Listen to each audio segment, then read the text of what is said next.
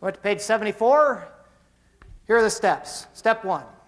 Instead of making threats or giving warnings, sing uh-oh and take action. Is that pretty clear? Right? It says, please note, this technique is not for infants and very young children who are crying or acting out because they have a need that must be fulfilled. See, do kids have needs? What do you do when a kid has a need? You meet it. Right? You just meet it. If they're hungry, they're lonely, they're crying because they're sick, you do whatever you can to comfort them. Do little kids develop wants when they're about 16 months of age? And is it important for them to learn that they get what they need, but they don't always get what they want? And frankly, folks, one of the most challenging parts of parenting young kids is trying to figure out what is a need and what is a want. And you're always better off if you kind of err on the side of meeting needs, right? So you nurture the kid, you love the kid, you make sure they're safe, you make sure they're not sick, etc. Make sure they've gotten enough attention during the day. Now, if the kid keeps acting up and there's nothing wrong, what might that mean? We're talking about a want. And then that's when good parents say, well, I don't get everything I want, and it's a good time for him to start learning that too. And in a very loving way, they say, uh-oh, or, oh, how sad, and that type of thing. Okay.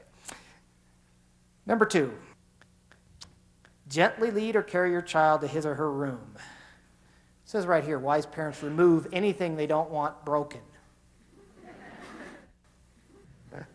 Okay. Give your child a choice about the door. Is it important for them to have that sense of control, whether the door is open or door is shut? Now, a lot of times kids won't say, I want the door shut, but they will choose that. And how do they choose that? By coming out. Right? That's how they say, I need the door shut for now. If a kid can stay in there with the door open, though, why not? It's even better.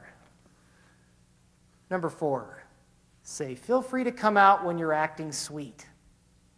See, the kid should not come out of that room until they are behaving sweet. See, some kids train their parents. They train their parents in this way. They think to themselves, if I just scream a little bit louder, my parents will open the door and I can have my way. And then those parents have an even harder time with the kids. What else? Oh, number 5, do not lecture or remind when your child is ready to come out. Remember? Don't even go there with matching it up.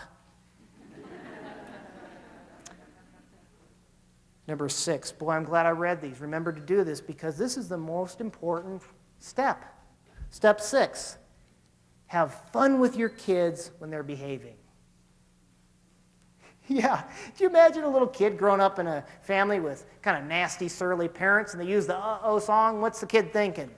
Well, thank God I don't have to be around them anymore.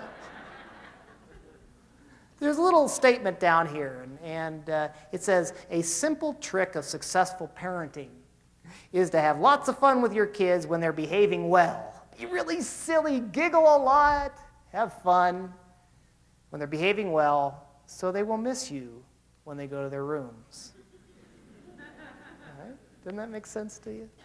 It's like, I remember I used to work with a teacher, and she'd say, well, I send the kids out of the room, and they act like they like it. No kidding, right? Okay.